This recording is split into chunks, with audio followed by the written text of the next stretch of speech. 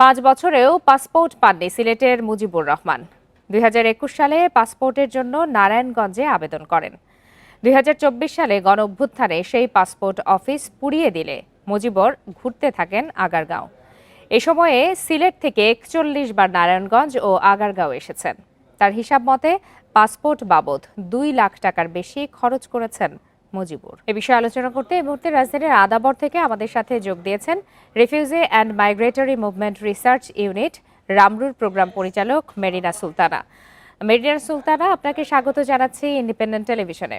আপনার কাছে একটু জানতে চাই যে প্রতিবেদনেও আমরা দেখাচ্ছিলাম যে একজন বাংলাদেশি নাগরিক 5 বছরেও পাসপোর্ট পেলেন না এবং তিনি ঢাকা নারায়ণগঞ্জ করছেন 41 বার। এই যে এতটা অনিয়ম, এর দায়ভার আসলে কার?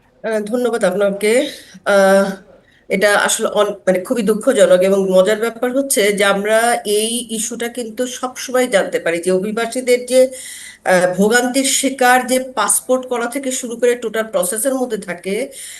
এই ওনার যে ভদ্রলোক এখানে আপনাদের এখানে কথাগুলো বললেন, এটা কিন্তু সত্যি, এটা কিন্তু শুধু ওনার কথা না, অনেক অভিবাসীর কাছ থেকে কিন্তু আমরা এই অভিযোগগুলো পাই। এবং শুধুমাত্র সময় না, প্রচুর টাকা খরচ, যেটা একদম লিমিটের বাইরে, যেটা হয়তো 5,000, 6,000, 3,000 থেকে শুরু, সেটা চলে যায় 40, 45, 50,000 টাকাতে কিন্তু তারা পে করতে হচ্ছে। এবং দিনের পর দিন কিন্তু এই ঘটনা ঘটেই যাচ্ছে এবং এখনো।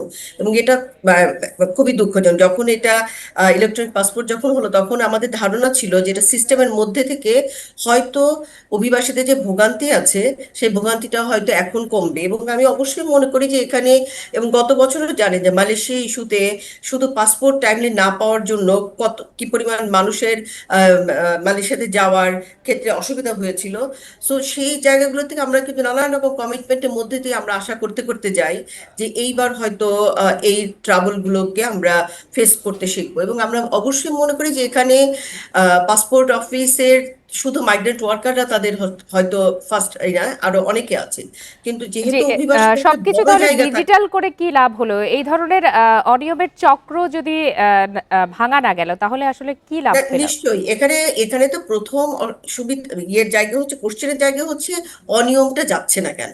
এবং অনিয়মের জায়গা থেকে অবশ্যই বড় ধরনের তদন্ত হওয়া উচিত। এটা তো একটা কেস না, একটা হিউজ কেস আছে। আমরা যখন বাইরে যাচ্ছি, যখন যে বলছে যে দালাল ছাড়া পাসপোর্ট করা যাচ্ছে না, দালালে একক দালাল না, কয়েক দফায় টাকা দিতে হচ্ছে, এবং টাকা দিলে এটা একদিনের মধ্যেও কাজ হয়, এরকম ঘটনাও ঘটেছে এবং আমরা জানি। তো সেই জায়গা থেকে এগুলো তো একটা কেস হিসেবে ক্লিয়ার করা, অবশ্যই ইনস্টিটিউশনকে সেই রোলে থাকা, যে পাসপোর্ট অধিদপ্তরের দায়িত্বে যারা আছেন তাদের আসলে কোন জায়গাগুলো অসুবিধাগুলো থাকছে এবং এই গ্যাপস গুলো কেন ঘটছে। একই সাথে আমি যেহেতু অভিবাসন সেক্টর নিয়ে কাজ করি, আমি এখানে মনে করি মাইগ্রেশন আমাদের যে আহ, আমাদের যে এক্সপ্যাট্রিয়েট ওয়েলফেয়ার, আমাদের যে রয়েছে, মন্ত্রণালয় রয়েছে, প্রবাসী কল্যাণ মন্ত্রণালয়, যে সেখান থেকেও আমাদের এখানে একটা ডিমান্ড তৈরি করা উচিত। বহু অভিবাসী বাইরে থেকেও রিনিউয়ালের ক্ষেত্রে তারা কমফোর্টেবল সাপোর্ট পায় না, এখান থেকে যাওয়ার আগেও তাদেরকে বড় ধরনের দালালের চক্রে পড়তে হয়।